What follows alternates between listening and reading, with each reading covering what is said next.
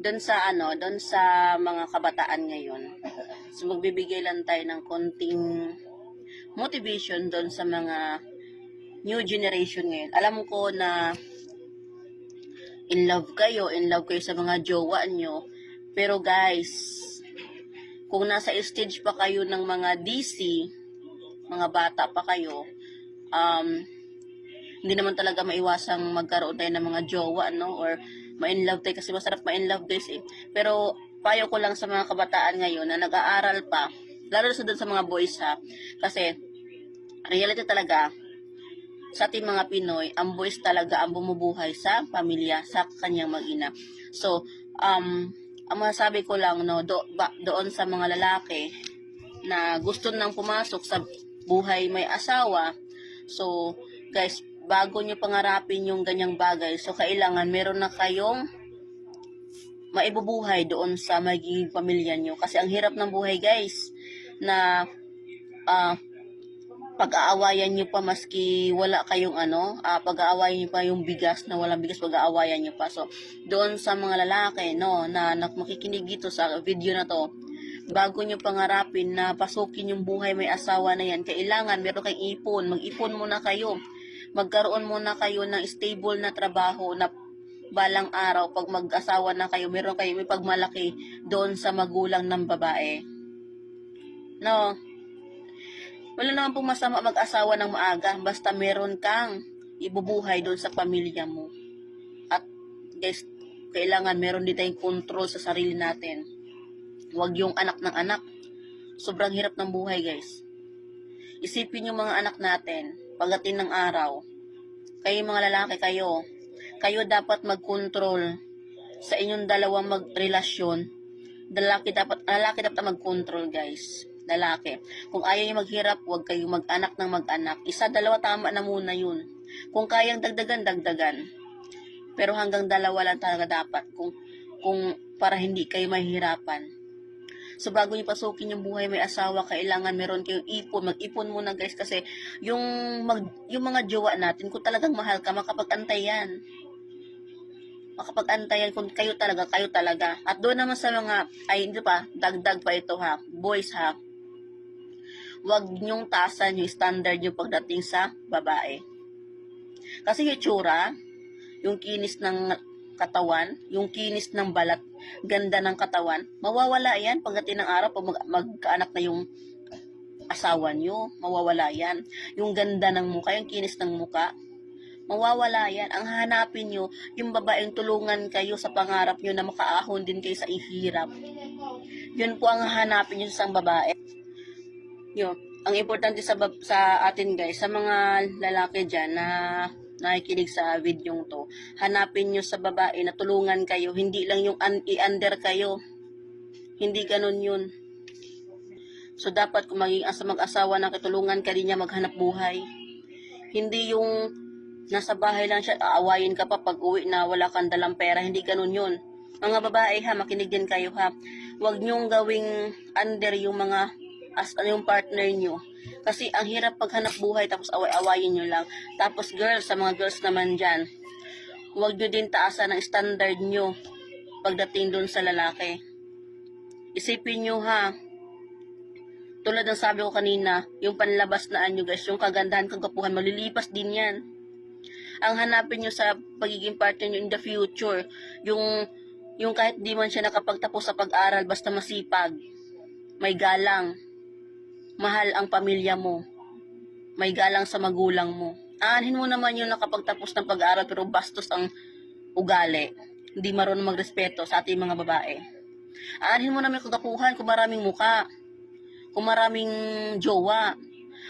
At ahanin mo naman yung magandang babae, maganda ang katawan pero sausawa ng bayan. Ha, di ba? So, ganito, bago nyo pasukin yung buhay may asawa o mag-asawa, kailangan meron kayong ipon, meron kayong trabaho. At doon naman sa babae, kailangan tumulong din kayo sa partner nyo. Hindi yung mag-antay lang kayo na bibigyan kayo ng pera. Maraming paraan ngayon para pwedeng kumita kahit nasa bahay lang. Mag-online selling kayo. Maraming pwedeng ibenta online. Hindi yung magbuong maghapon ka lang na nakatutok sa cellphone mo na wala namang di naman nag-generate ng income. Maraming ways na pwede ka magkaroon ng income, pwede ka magbenta ng load sa lugar nyo. Huwag mo ikahiya na nagbenta ka ng load dahil maganda ka, nakapagtapos ka ng pag-aaral, nagbenta ka lang ng load. Huwag mo ikahiya ng ganun. Marangal na trabaho yan, guys. Bakit ako? Nagbenta ako ng load.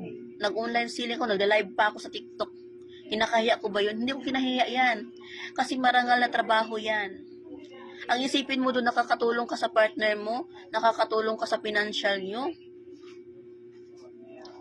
Ganon ang isipin mo. Huwag mong isipin yung hiya kasi hindi ka mapakain ng hiya na yan. Yung hiya na yan, hindi mo hindi ka makakabayad ng bills nyo sa hiya na yan. Sa panahon natin ngayon, guys, kailangan ka palang muka. Basta importante, marangal yung hanap buhay mo. So, sa mga kabataan dyan na ikinig ngayon ha, kasi lagi sinasabi nito, kabataan ang pag-asa ng bayan, pero anin mo naman yung word na yan, kung ang mga kabataan yan lumalandi na, ang agang lumalandi. Sa edad ng 15 years old, nabuntis na. Walang masama doon, guys, kung mabuntis ka ng maaga. Basta alagaan mo yung pamilya mo. Kaya mong bumukod, kaya mong bumuhay ng anak. Hindi yung pabuntis ka kasi palaglag mo. Hindi ganun yun. Landi-landi ka, patutusok ka, tapos pag mabuo na gumawa ka na nga ng kasalanan, gumawa ka pa ng panibagong kasalanan. Ha? Sa mga kabataan, makinig kayo ha, guys. Unahin nyo muna yung utak nyo, wag yung puso, kasi ang puso bulag. Utak muna, kaya nauna ang utak, di ba? Ang puso nasa baba. Kasi dapat gamitin ang utak muna, guys. Hindi yung puso natin, kasi kung puso ay pairal mo, guys, walang mangyayari, Diyos ko. Masarap ma-in love, ha? Pero pag nandun na kayo sa point na magsama na kayo, magkaroon na kayo ng anak,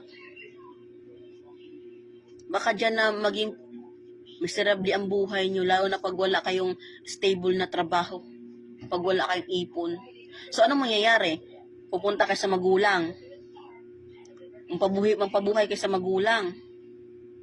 Ikawawa naman ng magulang. So, pinasok nyo yung buhay na yan. Kailangan, panindigan nyo. So, kung kung ayaw nyo ganyan, sige ganito, mag-ipon kayo, magtrabaho, hanap kayo ng trabaho, or kung pwede magnegosyo kayo. Sa mga kabataan ngayon, pwede kayo mag-start ng negosyo. Kung kaya nyo magnegosyo, mag-start kayo ng negosyo. Pero pagdating ng araw, kung gusto mo na magkaroon ng sariling pamilya, hindi mo na kailangan pang disturbuhin yung magulang mo. Kasi alam mo na kung paano magtagoy din sa pamilya. Alam mo na kung paano bumukod pa, alam mo na kung ano yung hirap ng buhay. Ha? Ganon, wag yung landi-landi. Aral muna. Ngayon, pinapaaral ka magulang mo, mag-aral muna ng maayos. Huwag yung mag-aaral ka, tapos nandun ka pa sa jowa mo. Hindi ganun. Kasi kahit anong sabihin mo na hindi nakakita ng magulang mo, na hindi nakikita ng magulang mo na nandun ka, nakikita ka pa rin.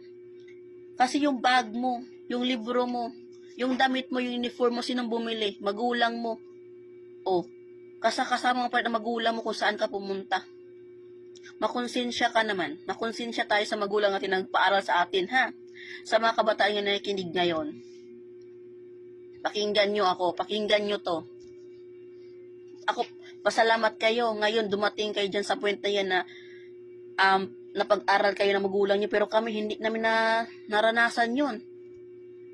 Kami mga kaidaran ko, mga dating kasabay hindi namin naranasan yung ganong kayo di cellphone kayo ngayon.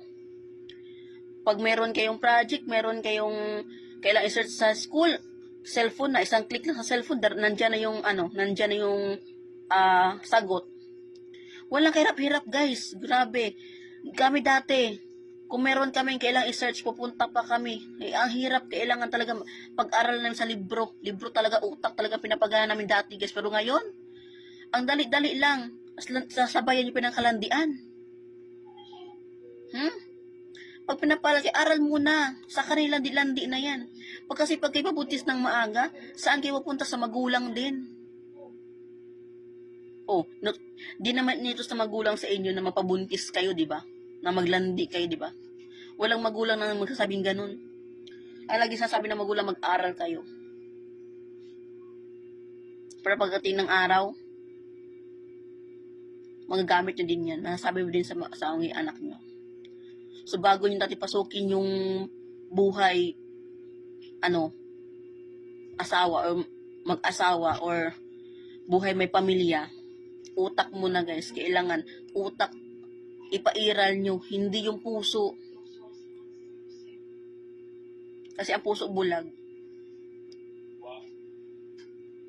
Yun. Sana, sa mga sasabi ko ngayon, wag mo sana kayong magagalit sa akin. Kung magagalit kayo, comment kayo dyan. Kung meron kayo hindi na gustuhan sa video ko ngayon. Sa lamang. Sa mga kabataan dyan, kaway-kaway, sana mag-aral kayo ng maayos guys. Mga kabataan ngayon.